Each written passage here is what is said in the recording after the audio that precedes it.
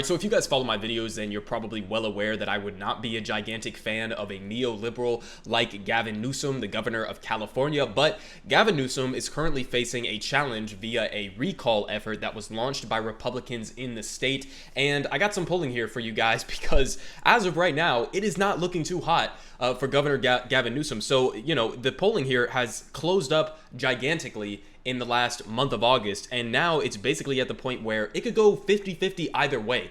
And the problem here is that the way that the system is set up for recall elections is that basically if people they're going to get a ballot and they're going to have two questions on it, and basically those questions are going to be, do you want to recall Gavin Newsom? And then, if that is successful, then they'll move on to the next question, and then they'll decide who is going to replace him in that effort. And so I'm going to get to who is actually leading in the effort to replace him. But understand, I'm not a fan of Gavin Newsom, okay? I basically hate everything about him. But, and this is a big but, given the situation that we have now politically in the United States, if somebody was to replace Gavin Newsom, and it would likely almost certainly be a Republican candidate like the one we're about to get into, but if somebody, a Republican, was going to replace Gavin Newsom, that would undoubtedly, objectively, absolutely be a worse situation for the people of California and for the entire country in general, because you have to remember, not just in local California politics, but at a nationwide scale and at a federal level, if Gavin Newsom is replaced and somebody like Dianne Feinstein happens to die or something like that, then it would no longer be a Democrat choosing their temporary replacement. It would be a Republican getting to decide who gets to fill that seat, and therefore Democrats could basically lose any chance that they have of actually securing a majority vote on any pieces of legislation that are going to pass through the Senate. So this is more important than you may think, even if you don't live in California, even if you don't really give a shit about Gavin Newsom. This could have bigger implications that could hurt us in the long run, so it's something we should probably be paying attention to. And so now I got a video here that's pretty long. It's 3 minutes and 44 seconds here from More Perfect Union, who have been doing absolutely fantastic work recently. But basically, this guy, Larry Elder, is, as they say, a right-wing Trump ally who's set to become the governor of California if the GOP-led recall effort of Gavin Newsom is successful. They say he's militantly anti-choice, thinks minimum wage should be $0, and promotes anti-vaxxers. So let's go ahead and watch this video. And honestly, this is going to be the second time that I've watched through this, so there's probably a little bit of details here that I glossed over. So let's just go ahead and watch this and react to this absolutely insane right-wing radio personality who could end up very well becoming the next governor of California if this recall effort is successful. During slavery, a black kid was more likely to be born under a roof with his biological mother and biological father than today. That's the problem. I've told you that the minimum wage has racist origins. The Democrats' refusal to even consider the privatization of Social Security. It is outrageous that the Democrats believe that Donald Trump is a racist. This is Larry Elder, a right-wing radio host and regular Fox News commentator with a star on the Hollywood Walk of Fame. Sound familiar?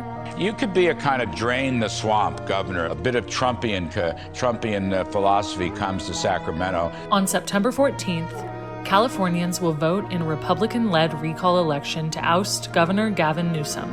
And right now, Larry Elder is leading the pack of contenders to replace him. With polls tightening, Elder could very well be elected if a majority of voters don't oppose the recall of the governor. Democratic Governor Gavin Newsom faces a recall election. Organizers say they've submitted over 2 million signatures supporting a move to oust him. So who is Larry Elder, and what does he believe? Larry Elder has called Roe v. Wade one of the worst decisions that the Supreme Court ever handed down, and threatened to fire thousands of public school teachers if he's elected. He also opposes the minimum wage. Regarding the minimum wage, the correct minimum wage ought to be $0. How do you think California voters currently earning the minimum wage would react to that? Well, given the indoctrination that people have about the minimum wage, they probably would react to it well.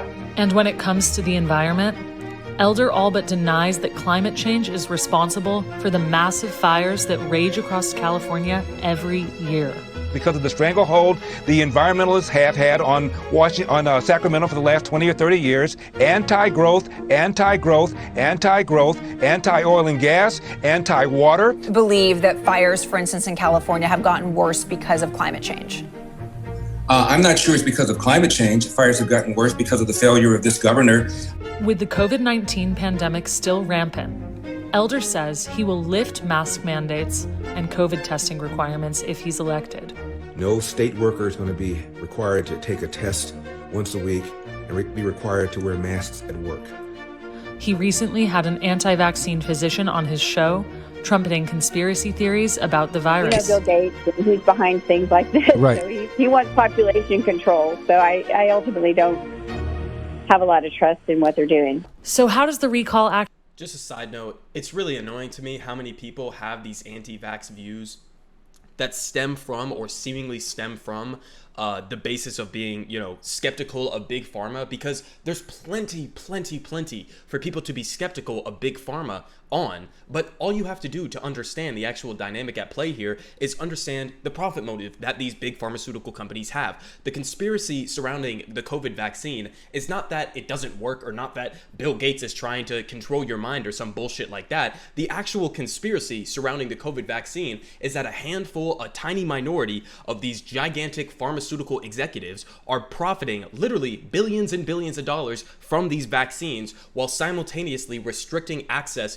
to the entire rest of the world. That's the actual vaccine conspiracy that's going on here. It's that we're prioritizing the profits of these massive pharmaceutical companies over the lives of potentially hundreds of thousands of people around the world. And yet you have conservatives who come out here and think that it's about Bill Gates wanting to control your mind. Bitch, Bill Gates can literally hack into your phone and control your mind via, algorithms and stuff that Microsoft and Apple are engaging in right now anyways. These are the same people who will go on Facebook all day and look at a bunch of these anti-vax memes and listen to that as if it's fact. You are being controlled by the algorithms at one of these big tech companies like Facebook, but the conspiracy is not the type of conspiracy that you're portraying it to be. It's the conspiracy is wide out in the open for everybody to see, but these are the same type of people who are uber capitalists, uber libertarians, who would rather get rid of any regulations on these big pharma companies and would rather allow them to continue to exploit and rip people off indefinitely into the future. So they have the conspiracies completely backwards, and I think that's really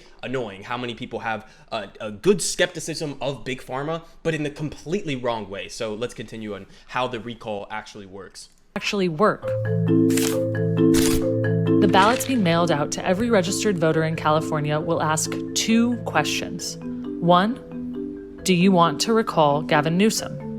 And 2, if Newsom is recalled, who do you want to replace him? If more than 50% of voters choose to recall Newsom, the recall candidate with the most votes will become governor, even if they receive a minority of the vote.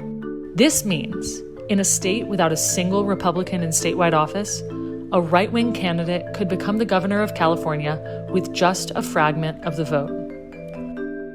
Every active, registered California voter should receive a mail ballot to vote, and they must return it by Election Day, Tuesday, September 14th.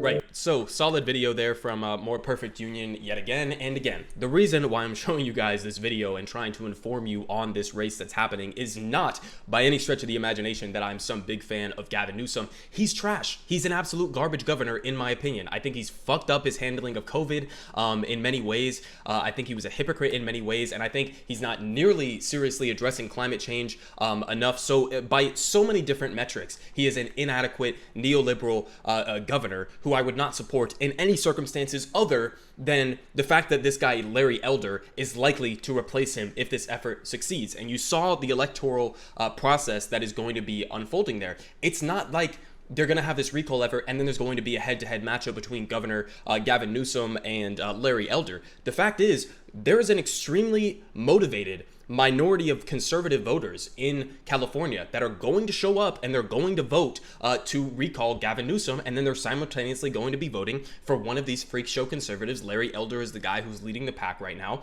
And like they said in that video at the end, this is not going to be a situation where there's going to be a runoff election to then have the election for the governor in a head-to-head way. Whoever wins the most votes in that election, on that election ballot that they were just describing, is going to come out as the next governor. So it's likely that this guy, Larry Elder, could become the next governor of California, even if a tiny, tiny minority of the electorate actually shows up to this election. So listen, I hate Gavin Newsom, but if you live in California, you got to go up and show up to this this vote and just simply vote no on the recall. Okay, that's what it's going to take. You got to squash this, or else you're going to end up with this absolutely psychopathic, ridiculous conservative governor leading your state.